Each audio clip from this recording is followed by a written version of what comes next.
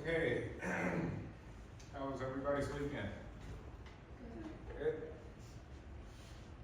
Anything exciting? News?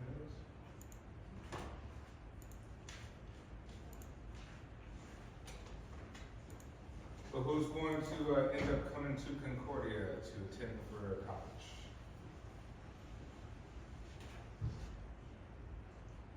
Anyone going to go to another university? Different one? Have you picked? Where are you going to attend? No? Okay. Interesting. I also teach at Dominican, so Dominican is also a really good university as well too. Something to consider. Take a look at Dominican. Today we're going to talk about learning, right? Learning is interesting in the field of psychology because for a lot of it we call it conditioning. Right? Only some of it we call it actually learning in terms of the terminology. So today we're going to look at classical conditioning. We may be getting to a little bit of operant conditioning, right? And some observational learning. So the part that we look at in terms of learning usually deals with methods of observation, how we sort of identify what others around us are doing to seek out cause and effect. Okay, where do we start? All right, so how do we learn for the most part? Well, we say learning is a process of acquiring through experience new and relatively enduring information and behaviors. We say relatively enduring. Enduring means a long time, something that actually sticks, something that clicks in our mind. For us to substantiate is something being meaningful that we should contain, retain, keep, utilize for later, right? So we're looking at information. Information that can dictate behavior, right? Almost in the sense of causality, right? Cause and effect. What we say, E equals MC squared. That's Einstein's famous sort of equation. What is the C in that equation? C squared. What is the C?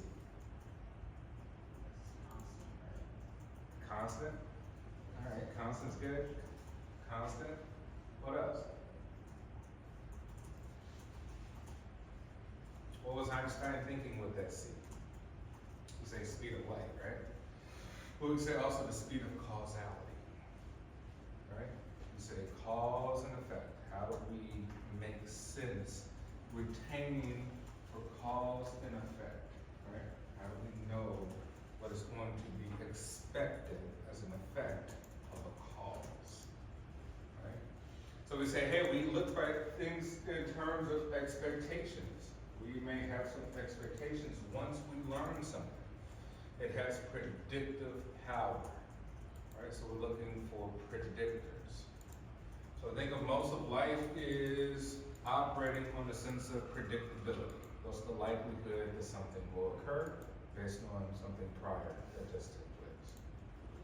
Right? So looking for predictive power. Associative learning, learning that certain events occur together. So when we want to understand conditioning or learning, we want to say, hey, we usually tie in relationships between two things or multiple things, right? We tie in to say there's a relationship between this and that, right? We associate things. Remember when we had talked about those schemas, we looked at how we build meaningful sort of archetypes of things, right? Meaningful sort of creations of understandings, right? We say that is through association. We understand that one thing may be linked to another, and that thing may be linked with something else. All right, so we say the events may be two stimuli, as in classical conditioning. We'll look at classical conditioning because it highly relates to stimulus, right? We're looking at stimulus and responses when we talk about classical conditioning, right? Or as a response and its consequences, such as operant conditioning, right? Well, operant conditioning, we're looking at really response and consequences. But that will look at positive and negative reinforcements. All right, so what is a stimulus? Remember we say, hey, in order for us to sort of activate parts in our brain for providing meaning, we say we need a stimulus. A stimulus is an event or situation that evokes a response. Anything that evokes a response from you is a stimulus. Think about this. What is your stimulus right now? What is your stimulus right now at this very moment in class?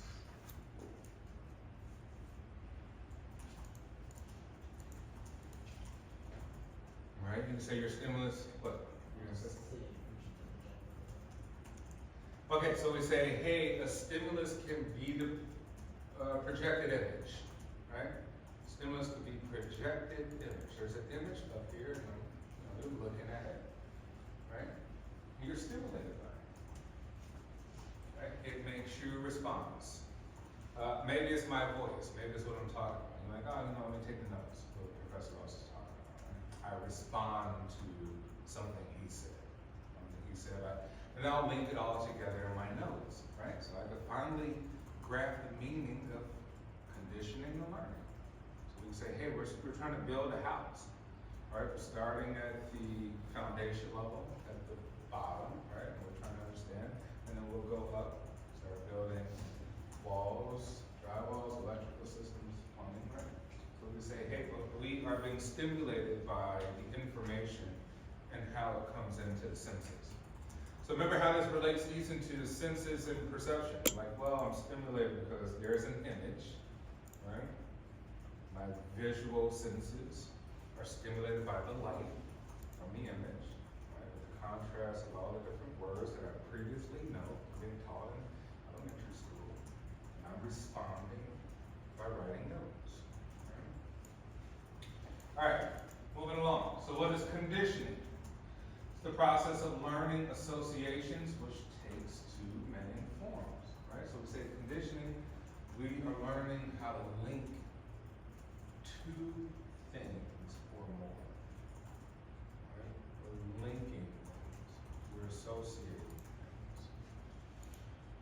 All right, two main forms. One is classical, one is operant conditioning, right? So classical we'll discuss with Pavlov's dogs, slides here, but we associate stimuli that we do not control and we automatically respond, exhibiting respondent behavior. Right? So we say stimuli that we do not control.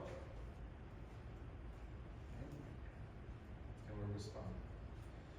So stimuli that you do not control, remember we say, hey, we have these automatic processes within our body, within our mind, things that are in the subconscious that we've already learned, right? Things that kick in, all your little tics, right? All the things you do has a meaning. Everything you do, right? How you shake your leg, right? How you calm and ease yourself as your mind's drifting off thinking about other things, right? So they say, hey, you are automatically stimulated by something. And then you have automatic responses to that. I think it was just like temperature. You have an automatic response, right? It's cold, you'll respond in some way. All right, and then operant. We associate the response, our behavior, and its consequences, producing operant behavior, right? So we're looking at creating actions, right, by association of response and consequences.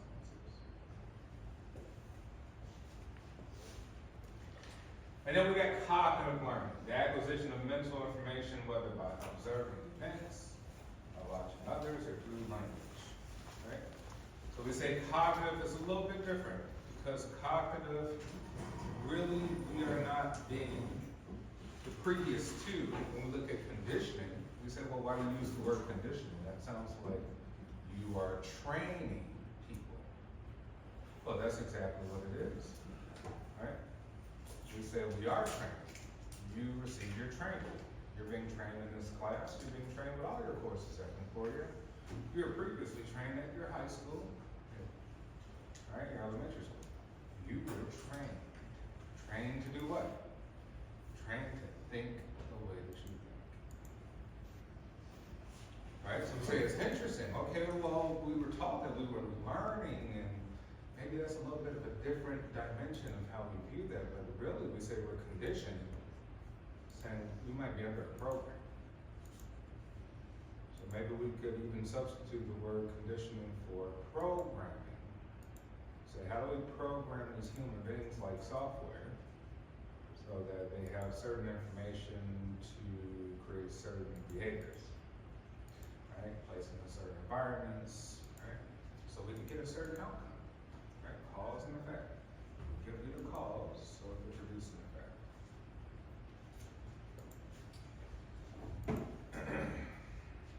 So we got observational learning, a form of cognitive learning that let us learn from others' experiences, which is interesting because we say observation could be a big part of learning, right?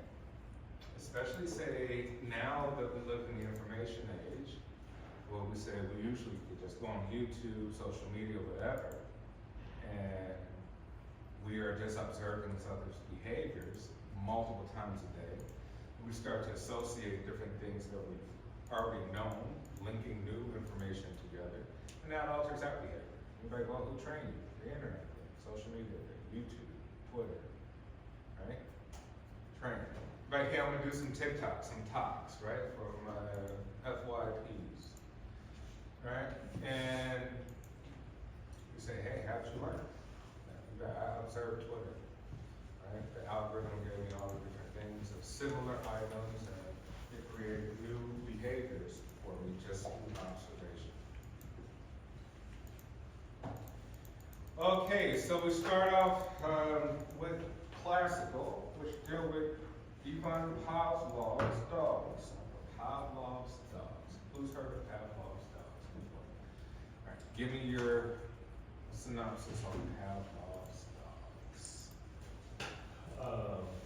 Pavlov was studying the dogs salivating, and then he noticed that when he would ring a bell to feed them, that they would start to salivate around food time and stuff. And he did experiments and was able to eventually find that you can link one stimulus to another, and that he didn't even need to present food. You could just ring a bell and dogs would already start to salivate. All right, excellent. All right, what Will has described here is that Pavlov was a Russian physiologist. You know, he studied biological functions, anatomy, et cetera, et cetera. Had a laboratory with dogs, and he was studying their digestive system, right, linked with saliva. You want to know saliva was a main function of digestion.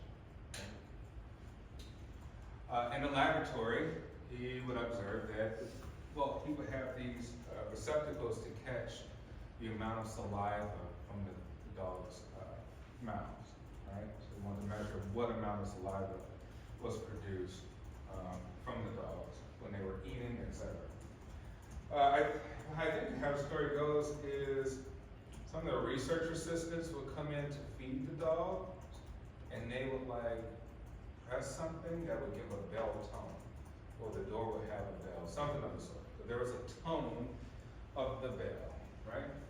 And so through observations, Pavlov starts to recognize that this is interesting. The dog starts salivating more just through the tone of the bell, because the dogs link the tone of the bell with the anticipation of food, right? And we said earlier in class, we say predictive power. We're learning and being conditioned for predictors, so we know what to expect. Cause and effect, right? We see a cause, and now we can predict the effect. This happens, A happens, B will be a result. Right? So that's Pavlov's dogs. And so Pavlov started to really kind of deduce a few things, right? How the dogs are stimulated,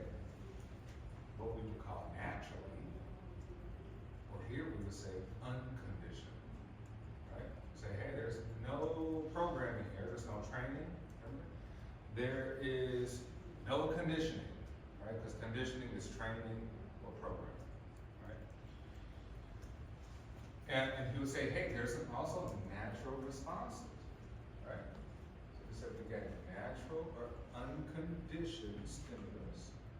And we got natural or unconditioned responses to certain things. Right? So now Pavlov's like, well, what are those things that can create, how we can link the two together to create conditioning for stimulus and response, right? How do we associate things with other things in order to elicit a response based off some natural or unconditioned stimulus? So we say, hey, classical conditioning, right, is type of learning in which one learns to link two or more stimuli to anticipate events. It's all about anticipation, right?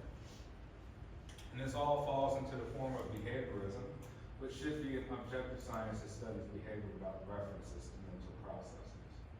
Right? So most research psychologists today agree with one, should be an objective science, two, but not with two studies behavior without references to mental processes. So here we're talking about something that's a little bit different. We're talking about how to link associations to elicit response based off some pre-existing natural occurrences. Here we give an illustration of sort of what Pavlov's laboratory would have looked like. Right? We have a contraption here to take in saliva in order to be measured, and we're going to go through this receptacle the whole time. We say probably the dogs were not in the most suitable conditions. I think this is like 1908 or something like that. So this study probably wouldn't kind of go breach ethical concerns for the treatment of animals in modern day, right? We're going to look at how we can take some of those tones and create a response. So we say, hey, we have neutral stimulus, right? A stimulus that elicits no response at all. Right? Hey, there's a stimulation, no response, nothing occurs. So think of that even in this classroom as you're learning. It's like, hey, you know, Professor Ross, there's some stuff you said that was interesting. There was other stuff you did. You didn't get a response from me on that, right? You're like, oh, interesting. But I was still talking, right? You still was hearing sound through your auditory cortex, right? Processing sound like voice. It was still a stimulation. But there was a neutral stimulus. It didn't mean anything to you. It elicited no response whatsoever, right? So think of it that way. Then we got unconditioned response. In classical conditioning, unlearned, so we don't have to learn that, naturally occurring response such as salivation, to an unconditioned stimulus, right? Such as food in the mouth. So these are not taught, right? These are just naturally occurring processes that are linked between the two. Right? So if you salivate as you eat with food in your mouth, right? Two things that occur as a response that are natural. Next, we got unconditioned stimulus, right? So we say in classical conditioning, a stimulus that unconditionally, naturally, automatically triggers an unconditioned response.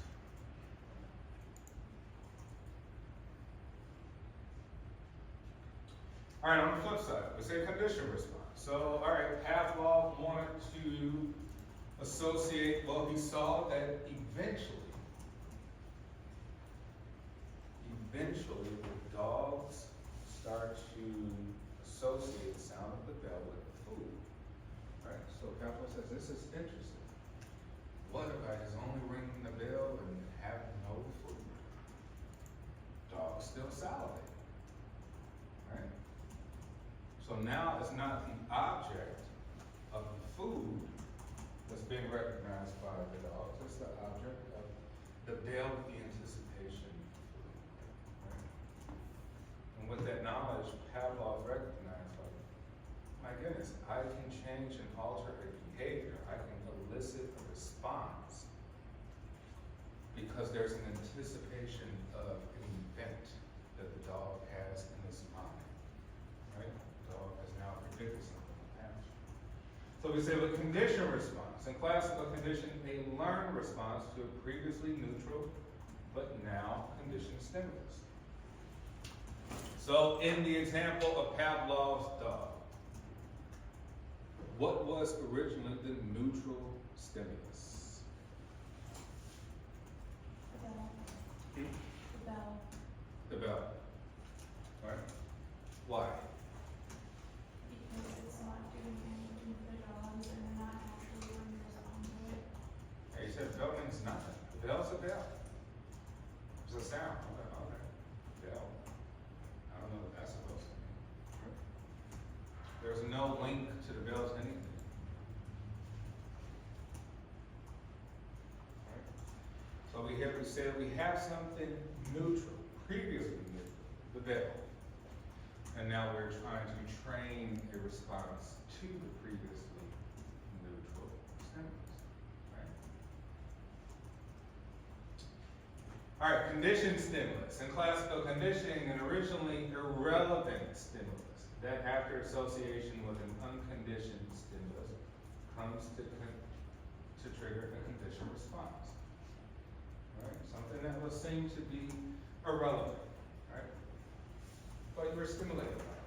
There was an action, there was something happening by something that appeared to be irrelevant.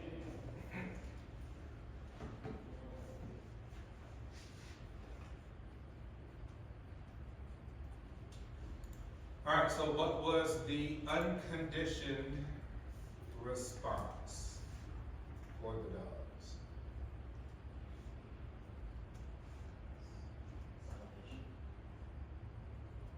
Salvation.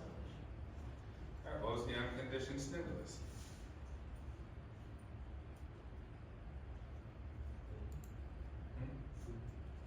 There you go. All right. Say, hey, dogs are stimulated by food. Doesn't need to be trained, doesn't need to be taught, doesn't need to be conditioned, doesn't need to be learned. Right? Say, hey, I need food to survive. I need food. Right? Here's food. And the unconditioned response would have been salvation. Like, well, it knew it was hungry. Right? Its body knew it was hungry automatically. So naturally the body produced saliva because of anticipation of food. Right? Now we put that all together with that neutral stimulus with the sound of the bell, and now we can create these conditioned responses. All right, so for 3 decades, Pavlov's research demonstrated associative learning, exploring 5 major conditioning processes, right? Acquisition, how we acquire enough knowledge; extinction, right? How we can eliminate certain behaviors, certain information, right? How we can take away things. Spontaneous recovery, how things can come back, right? If they're in long-term memory, things can quickly come back. We quickly associate one thing to the next. Right? We even look at that with smell. But, oh my gosh, I haven't had that memory in like 20 years. It smelled like grandma's home pie or something. Right? Already there. Information was already there in long-term, stored in long-term memory. Spontaneous recovery, boom, that same memory came back after 20 years. Right? And generalization and discrimination. We'll talk a little further about that. All right, so we say, hey, with acquisition, this is your first initial stage, right? When one links a neutral stimulus and an unconditioned stimulus, right? So that the neutral stimulus begins triggering the conditioned response. Triggering. I think triggering is a pretty good word with this. Because we say, you know what? It didn't happen the first time that Pavlov tried to associate the bell with food to make the dog salivate in anticipation. It didn't happen the second time, right? We all know that if for dog owners, you're like, it took a long time to train the dog. But eventually, we say eventually, what happened in the brain? Say eventually something clicked. eventually it gets stored and maybe possibly in long-term memory, right? So to say it was in short-term memory, you keep training, dog forgets. Like, okay, what are you expecting to do here? Are you expecting me to do something? Is there an anticipation for me to act a certain way? Right, dog quickly forgets each time until finally it's repeated so much that eventually the mind says, this must be important, this must be relevant to something, this must have meaning in some way. I think I'll shoot this off into long-term memory. Right? So think about that. You go on, let's say you're looking at talks on TikTok, same subject matter, right? You go to learn something, right? You go on TikTok to learn something. How to do this, how to do that, right? You watch some talks, they're 90 seconds, 20 seconds, 15 seconds. And then the next day, somebody asks you like, hey, they ask you a question about the thing about that you learned it. And you're like, what was that thing? Yeah, what was that? Like, oh, why don't you have it? You looked at 40 videos at 20 seconds apiece, 90 seconds apiece. You're like, how come you can't recover it to talk about it? Right? You say, you know what? Because it hasn't been repeated enough for it to stay meaningful, to go into my long-term memory repository. It hasn't been repeated enough for my mind and body to finally say, this is important that I should keep. I should keep this, and I'll describe that. So we say, well, that's interesting. Well, if we were talking about things like TikTok, we say, hey, are people learning on there? Maybe, maybe not. We know it's a high dopamine factor, right? So why, maybe in that process, you say, well, I love the dopamine so much that I'll continue to look at so many talks, right? That eventually it will become meaningful, the subject matter. Right? Or you say, hey, you know what? It switches off to different subjects because I know my mind will get bored by looking at the same stuff in short bursts after I kind of deplete all my dopamine levels. But eventually it makes me look at something else really quick. And then that first subject I can't even remember. So like, are people really, even though we live in this information age, are we all geniuses for it? Because we should be. It seems like it should be easy. It should be like, oh, everybody got Wikipedia. Everybody got Google. Just every answer in the universe. Everybody should have an IQ of 210. Right? Everybody of adult age or something. Or even young adult age. And then I asked you, is that the case when you interact with people? You see a bunch of Einsteins walking around? Even though you say, hey, what's the usage of the technology? They're like, hey, I use it 16 hours a day. Right? So we say that people are using it maybe in the wrong manner because maybe they haven't even figured out how to really condition or train their brains to take in meaningful information. So we say there could be a lot of mental waste on social media and the internet, right? A lot of mental waste and things that won't stick.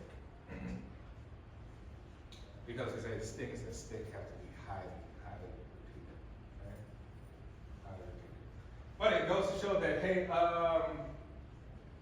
with the exception of cognitive disorders, some major mental processes, malfunctions, or debilitating disease in the brain, we pretty much can learn anything. Pretty much anybody can learn anything and be good at it with repetition. Right? So repetition is key. You say, how do you get the information to stick? Repeat, repeat, repeat. Finally, the brain will trigger, it will click to be something meaningful. All right, so that's acquisition. All right, extinction. Right? Diminish of a conditioned response. You don't use it, you lose it. Very simple. Right? If you don't use it, the further down it goes into long-term storage, and it's buried deep to where you got to do data mining in order to extract it. Or you need something to be so prevalent, so exciting, so stimulating for it to shoot up to your brain for you to remember. Right? we say that's diminish of a conditioned response. You learned it, okay, you got conditioned to something, right? And over time we say, hey, it occurs when an unconditioned stimulus does not follow a conditioned stimulus anymore. You no longer respond to the bell. The dogs were responding to the bell after 100 times, you consistently brought them food and they anticipated and predicted that food would come each time. Then you stopped. Right? You stopped bringing the food, but kept ringing the bell. Kept ringing the bell, stopped bringing the food. Eventually the dogs start hearing the bell and do nothing. Maybe they stop salivating altogether. It's like no food coming, right? Think of that with human behavior, right? We said, well, we've all been trained. If the training no longer exists, or we can't predict that we have the same outcome, right? The same effect from the same cause, we'll stop responding. Literally just stop, right? You're like, hey, you know what? They were paying me $300 an hour for 6 months, right? So I was pumped up. I was there every day, early, right? At the job, doing this. Awesome. They got the best work ever. And then suddenly they just slowly stop paying. You say, you know what? After I did it for an additional 2 months without pay, then I just quit. I just stopped showing up, right? So they're like, well, why you stop showing up? I wasn't, I faced extinction, right? I faced extinction, my mind faced extinction, my body faced extinction. We extinguished that behavior because our mind no longer responded to the conditioned stimulus anymore. Okay? And we'll look at that, how it works with operant conditioning. Right? So we say human beings operate off some sort of principle of a benefit. You are only here at Concordia University because in your mind there's a benefit. You're only here in this classroom to get an A. Right? That's it. Cause and effect. What do you say? The cause is to show up and do the work. What's the effect? I'll get an A. That'll work towards my long-term goal of graduating college. Right?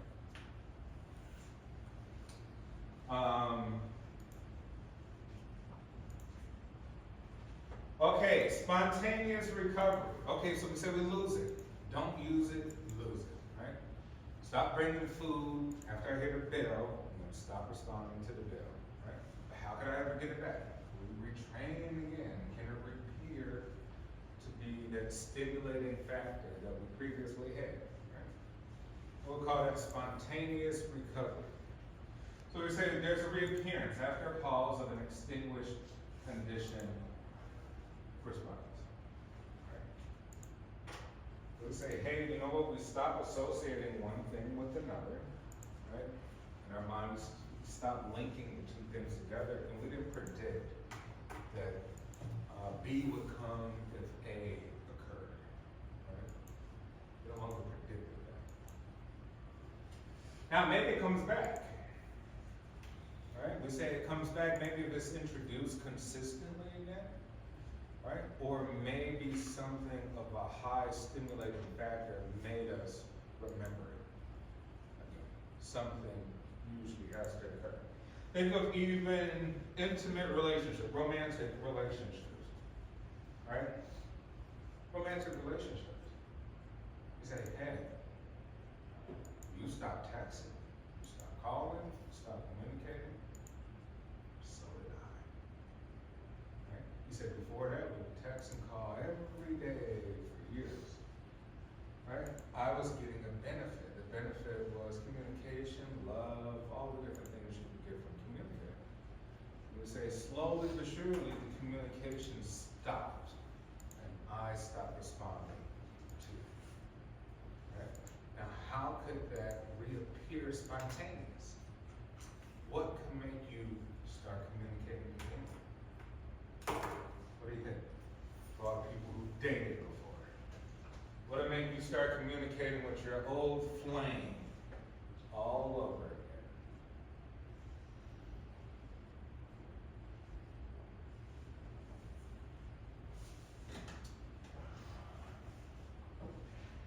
I say, hey, something vivid has to happen, something very stimulating. Well, a song. You're like, no, I was driving today and I heard the song. That was our song. Man, we love that song. Now I start thinking about that person. Maybe I'll reach out. Right? There's a mental reappearance of linking one thing to the next. Right? Spontaneously. You're like, hey, you know, I went on Facebook, Instagram, TikTok, blah, blah, blah, and I saw something related to that person. Or I saw that person's profile. Right? And now that spontaneously you covered all that information that you linked with that individual. And now you have maybe a propensity to start communicating. A recharge.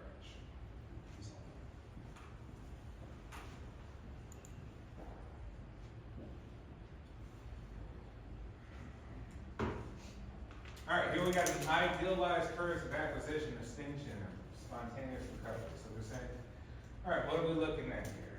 All right, we're looking at acquisition, extinction, neutral stimulus, unconditioned stimulus, conditioned stimulus alone, spontaneous recovery of conditioned stimulus and extinction alone.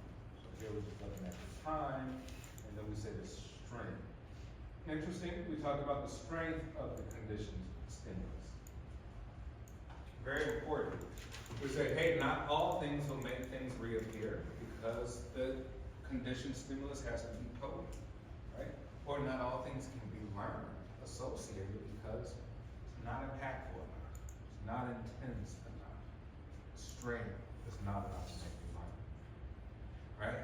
So think of this. You're like, hey, Professor Ross, I remember some of the stuff, 90% I forgot. And I say, hey, why did you forget 90% today? It's an 8 o'clock class.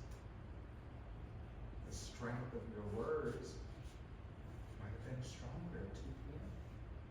Noon, 10 a.m. You say, hey, 8 o'clock's pretty rough. Right? Unless you're at your coffee. You say, hey, you know, mentally we're tired or whatever, we get enough rest, blah, blah, blah. But we say, hey, so even a retention of information based off repetition, ideas. You're like, hey, the strength may have been enough because of several different factors, all sorts of factors. Right? All things going with the senses, etc. But here, we don't even have to focus on this ground. All right. Generalization. That's what it says at the top. Actually, just stop here. We'll come back to this. Let's say the last 4 minutes to think about, I want you to think about something you've been conditioned to and tell me how that conditioning took place.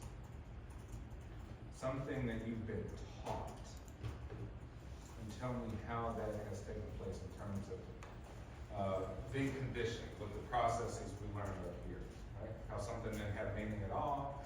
I got association linked with something else, and now you have this idea of anticipation or predictive power or something you have expectations. Think of that for a couple of minutes, and let's see what we come up with. Because remember this, someone, you would say, hey, I have free will, I make my own choice. Like, man, that sounds wonderful, that sounds awesome. I don't know if that's true. Because if we say, hey, if we look at what we're talking about here, maybe every single impulse has already been trained in you. So even the very form of your next thought is going to come out of your mouth. It's already been pre-programmed from different steps as you respond. Maybe it's not a single isolated thought, right? When we say this is a network, it's a network of programming. It's not just a single isolated thought in your neurons just waiting there and you could grab it and make a choice, decision. The irreverent, right? In turn, what that means is, hey, maybe we're nothing but a bunch of robots programmed. Maybe this is the matrix. And everything we do is, we're Pavlov's dogs. So what do you think of? Who can think of something in which they've been conditioned? Yes, If I heard my middle school or high school bell again, I would probably be trying to, all right, so we say, hey, you know, there may be a tendency, a predictor, a likelihood, right? That if I heard my middle school bell, which may have a unique yeah. tone to it, right? So it's not just any bell, it's not like the one in Concordia goes off at like 11. You say, I might have a tendency to like respond, look up, I'm in college now, you know, right? So there may be a propensity for you to just automatically, long-term memory, you remember that bell a gazillion times, you just like, or catch yourself, right? Right, I'm not in elementary school. Right, so think of this, we have like these impulses for things, right? And then we gotta catch ourselves there. Oh, okay. Anyone else? Who could think of something to be a condition to?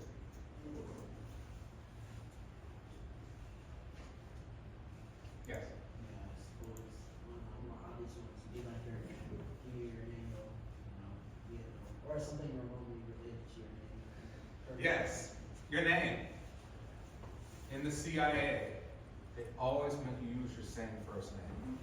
If you're a spy going overseas, gathering information, doing assassination on a world leader or something like that, they always make you use your real first name. It's almost very difficult for you to try to take up a fake name and respond the same way. When we say repetition, you've been repeating this name a trillion times at this point in your life. So you go out in the field and someone's like, hey, John, your name's Mike? No. Right? You be slow to that. That mind has to take 5 seconds to go, I am John. Right? So the things we can't easily get away from. But think back to your own behavior, belief systems, whatever. You're like, hey, am I just programmed? I'm not being conditioned. None of this makes sense. Right? Am I just reading the lines of these placed in my brain? Something to think about as we move forward. All right, see you all on Wednesday. We'll move to operant conditioning next.